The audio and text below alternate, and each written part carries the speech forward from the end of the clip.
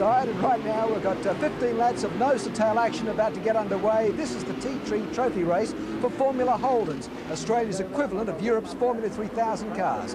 And to call the race for us, Murray Walker and Alan Jones. Yes, this is indeed open wheel racing with a difference. We've seen the Formula Ones here at Adelaide.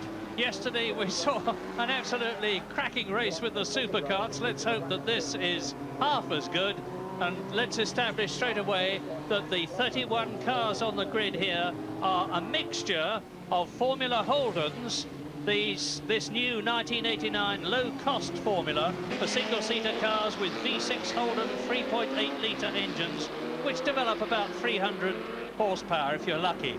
That's a V6 pushrod engine. It's got an electronic management system, an electronic ignition system. But up against the 14 Formula Holdens in this race, which unsurprisingly are at the front of the grid, there are 17 Formula 2 cars. I imagine this must be one of the biggest Australian open-wheel entries for some considerable time. The Formula 2's making up the numbers, but that doesn't mean to say they're going to be racing any less hard. 1600cc engines, 4 cylinders. A good one will develop about 170 brake horsepower. They're only allowed 1 camshaft and 1 carburettor, so there is obviously going to be a considerable performance deficiency. The leading car, the number 1 appropriately, weaving down towards us now, is Rowan Onslow, 24 years old. There's the grid going up. Mark Poole is second, and Rowan Onslow, of course, is the double cams gold star winner, the 1989 Formula Holden champion. And as a matter of interest for the aficionados, he is driving an ex-Paolo Barilla Formula 3000 car, the very wealthy pasta manufacturer from Italy who substituted for Pierluigi Martini in the Japanese Grand Prix 2 weeks ago.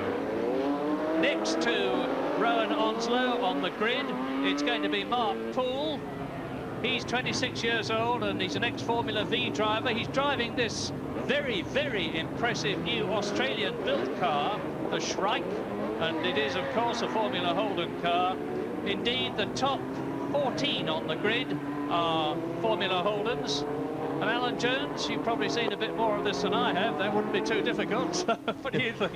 Well, Murray, they were obviously introduced into this country to bring on another Formula One driver, because in Australia we have a tendency to lean towards touring car racing, and that's not going to get us into, it's not going to get one of our young blokes into a Formula One car. So Cam's introduced this formula to try and encourage young guys to go open wheeler racing in the hopes that they could bring them on and eventually go over to Europe and then go on into Formula One. And it looks as though they've succeeded. Formula 2s augmenting the Formula Holdens. Number 31 going through your picture there, 46-year-old Wayne Ford, inappropriately a Ford-powered Ralt. 38 there, going through the picture also. 77 is Ray Colenso, ex-Formula V driver, Mitsubishi-powered car. But up front, and I say again, I'm tremendously impressed with the lines, the engineering, the general appearance, the overall finish of the Shrike. And there are 3 of them in this race, one of them second on the grid. But up front, Rowan Onslow. On the right, number 1, won the Gold Star last year, Formula 2 champion this year. He's won at Malala and Winston and Oran Park. There he is. Nicely turned out car, red, white and blue, and just behind him is Mark Poole. 15 laps. What a day of racing it's been here in Adelaide today. And a beautiful getaway by Rowan Onslow. Not a bad start by Mark McLaughlin either. It'd be interesting to see if he can come down on the inside. Well, Rowan Onslow leads through. And I think it's Simon Kane who's come up very well indeed. We'll have a look as the rest of the field goes through, and over the grid, over the gravel strip goes Andrew Temby. Onslow leads. Well, here's the champion. He's got his nose out front. This is in many ways the most important race he will ever have driven in, I think, from television coverage here. He's the champion. He wants to underline his class by demonstrating that he can win here at Adelaide in front of the Channel 9 cameras, and he's certainly making a great go of it at the moment. first, second, third, and then behind them a solid wodge of cars. Also, there'll always be that suspicion in the back of his mind that one of these Formula One team managers might be out there looking as well. Absolutely. Now, here he is.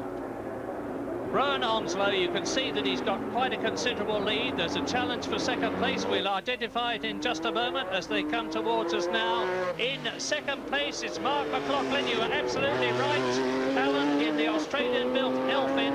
In third position, it's Simon Kane and another one of the Rolls. So Onslow leads, and there he is, and there's debris on the circuit there. Somebody has gone off.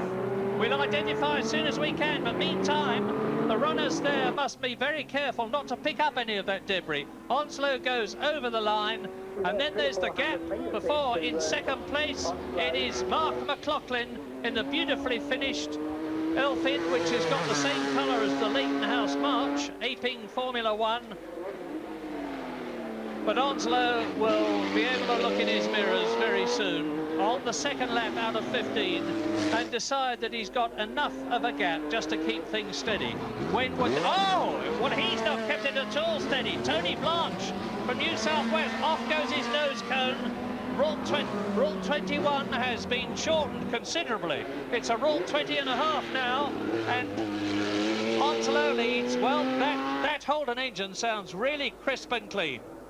Yeah, they're a deep throaty V8 sound. Oh dear. Here it is. Here is Tony Blanche going off. He leaps over the curb, bounces onto the road, completely loses it, up over the second curb, into the wall, off goes the nose cone, and out of the race he goes. When I first saw that picture, I wondered why he had shunted there, because it's obviously a long way from a corner, but going over those curves in these stiffly suspended cars, that's the result.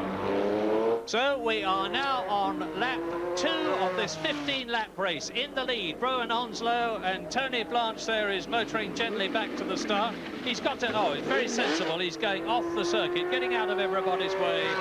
Onslow is now starting to make it a bit of a demonstration race as he comes down to and out of Foster's hairpin to complete lap 2. 13 laps to go. There is the order. Rowan Onslow, number 1, leads. Mark McLaughlin in second place. Simon Kane, just 21 years old, ex-kart driver, in third place. In fourth position, it's Sam Astuti.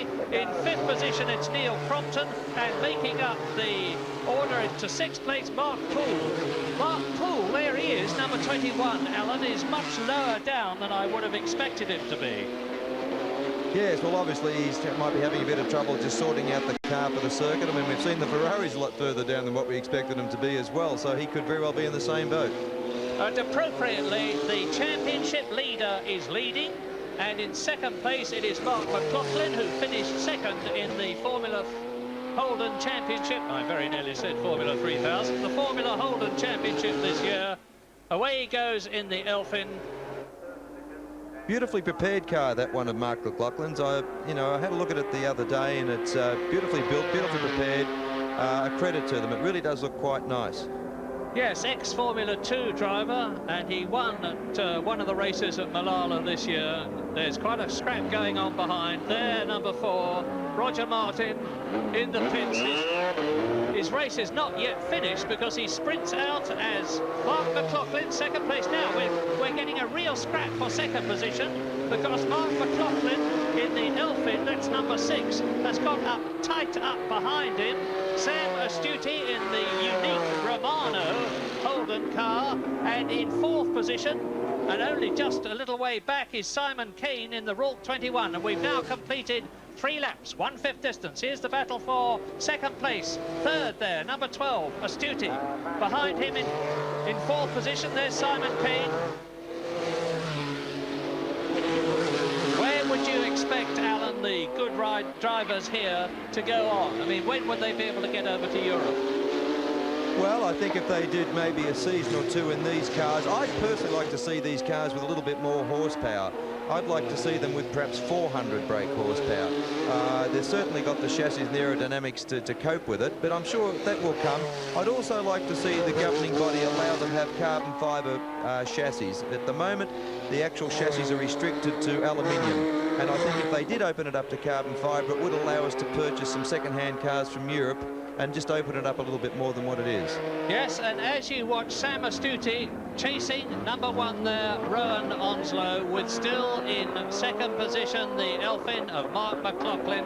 Here is the back. There is Mark McLaughlin's car. You can see how close the 3rd and 4th are. Sam Astuti, number 12, and behind him in 4th position it's Simon Kane. And an interesting historical fact is that the engine development of this Holden V6 was done by ACL Components, which is a development from Repco, and of course it was Repco that produced the V8 engine that powered the great Sir Jack Brabham to his World Championship. Well, time to leave us for a moment, but come back soon.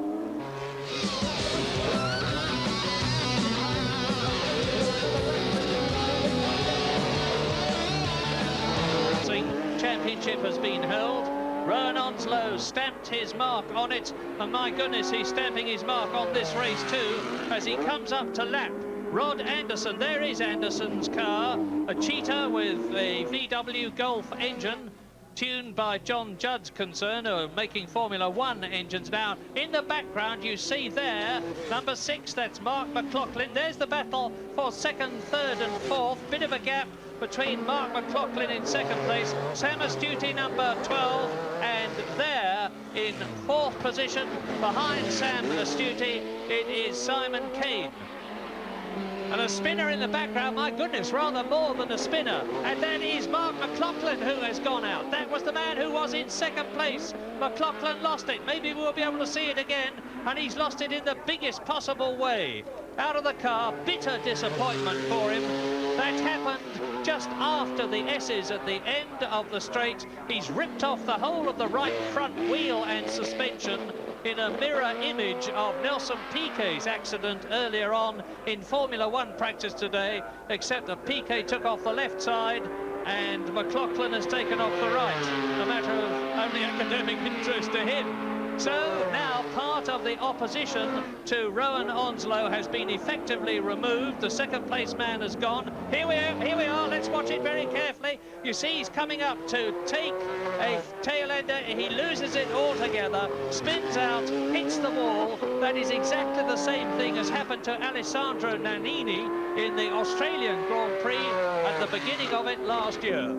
Yes, Murray, and also both the Shrikes are out. I see Mark Poole, number 26, he was black flagged, or number 21, I'm sorry, he was black flagged for dropping oil. He's just turned in, and it looks like his teammate, Peter Duhlmann, in the other Shrike, has just pulled in to join him. He looks like he's had some sort of an accident because he's missing his front wings.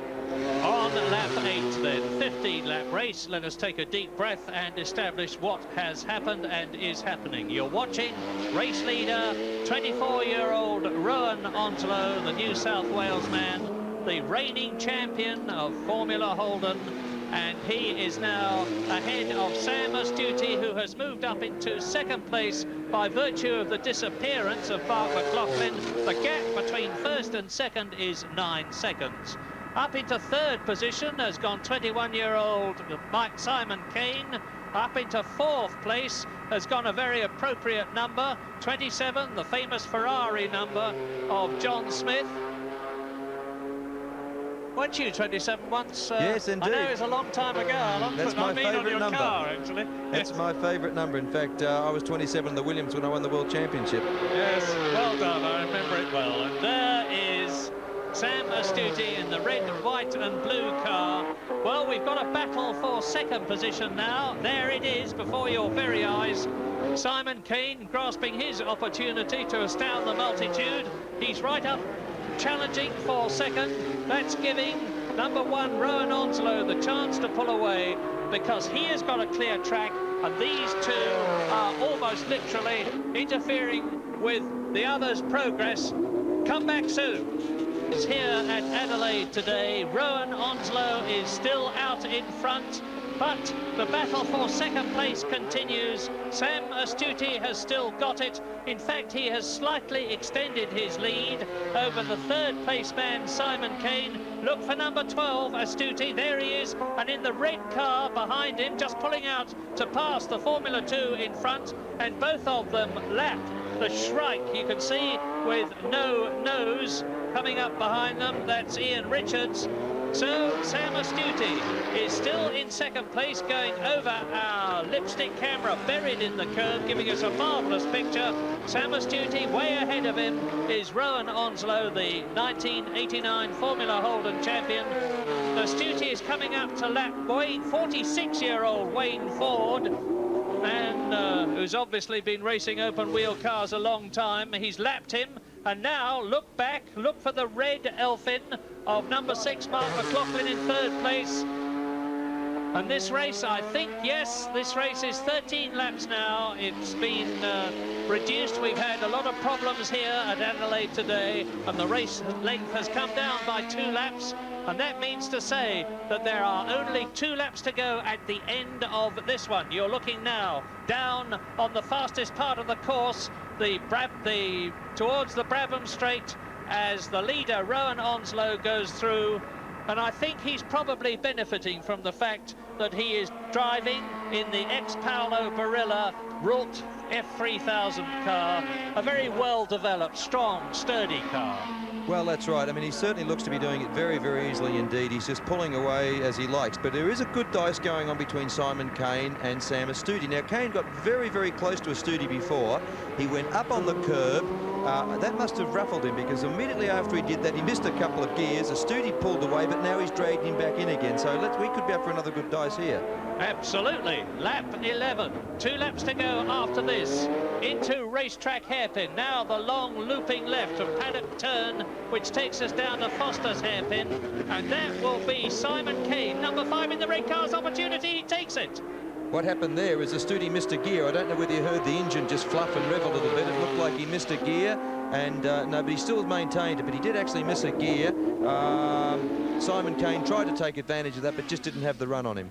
But Alan, while these two are battling for second position and Simon Kane takes it, Simon Kane just drives past Astuti. Now he's been trying all through this race, and all of a sudden he makes it look very easy. I think Astuti must be in trouble the way he's dropping back. I think he's got gearbox problems. I mean, the way he's dropping back, I heard him miss a change before, which I commented on. When he came out of the hairpin, Kane just passed him too easily, and I think he's definitely having gearbox problems. Yes, look down from the helicopter at the enormous gap now between Simon Kane, number 5 in the Rult, and the unfortunate Sam Astuti there in the Romano Holden.